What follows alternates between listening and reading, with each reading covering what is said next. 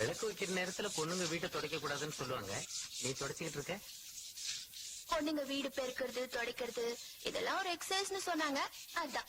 இதெல்லாம் கர்ப்பமா இருக்கிற பொண்ணுங்க செய்ய வேண்டிய எக்ஸசைஸ்மா. உன்ன மாதிரி பொண்ணுங்க செய்ய வேண்டிய எக்ஸசைஸ் கைவசம் நிறைய இருக்கு. சொல்லி தட்டுமா? வேணா, நீ என்ன எக்ஸசைஸ்க்கு வரன்னு எனக்கு தெரியும். வராத. பக்கத்துல வராம எப்படிமா எக்ஸசைஸ் சொல்லி? வேண்டாயா?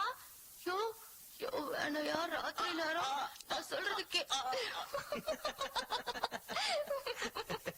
தப்பு நினைப்போட வந்தல, அதான் இப்படி தப்புக்கு முத்தம் கொடுத்துட்டு சரியா போயிடும்.